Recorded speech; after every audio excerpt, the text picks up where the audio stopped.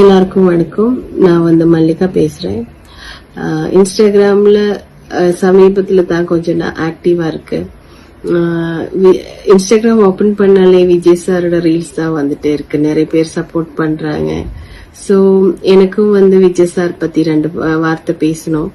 Thiruppachi shooting பண்ணும்போது ரொம்ப பாவமான ஒரு கேரக்டர். சீன் முடிச்சிட்டு நான் ஒரு சேர்ல போய் உட்காரும். ரொம்ப எல்லாம் பேச மாட்டாங்க. பேசினா பேசுவாங்க, ஆனா ரொம்ப எல்லாம் பேச மாட்டாங்க. சோ அப்படிப்பட்ட ஒரு ஆளை எப்படி இந்த மாதிரி ஒரு கட்சி ஆரம்பிக்க போறாங்க, எப்படி எல்லார்கிட்ட பேசுவாங்கன்னு நான் யோசிச்சுட்டு இருந்தேன். ஆனா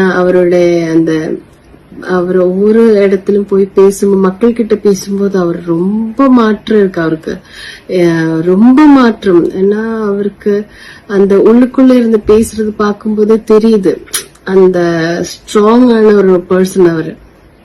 சோ அந்த மாதிரி பேசுறது பார்க்கும்போது எனக்கு ரொம்ப சந்தோஷமா இருக்கு. எனக்கு ஒரே ஒரு விஷயம் தான் சொல்றணும். எனக்கு மக்கள் கிட்ட விஜய் சார் மக்கள் முன்னாடி கண்டிப்பா நடிக்க மாட்டாங்க.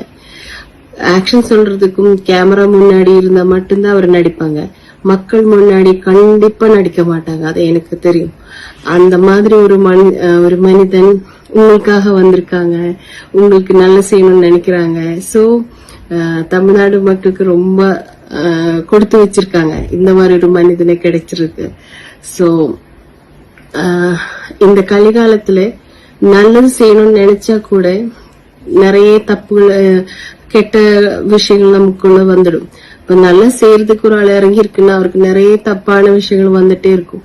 ஆனா கடைசியில அவரு தான் ஜெயிப்பாங்க. கண்டிப்பா அவர் ஜெயிக்கும், அது எனக்கு தெரியும். இன்னொரு விஷயம் நான் விஜய் சார் கிட்ட சொல்லணும். விஜய் சார் நீங்க ரொம்ப நல்ல மனுஷனா இருக்காங்க. சோ நீங்க உங்களே பாத்துக்கோங்க. ஏன்னா சதி செய்யறதுக்கு கூட்டத்திலே சதி செய்யறதுக்கு நிறைய பேர் வருவாங்க. அதனால நீங்க உங்களே பாத்துக்கோங்க.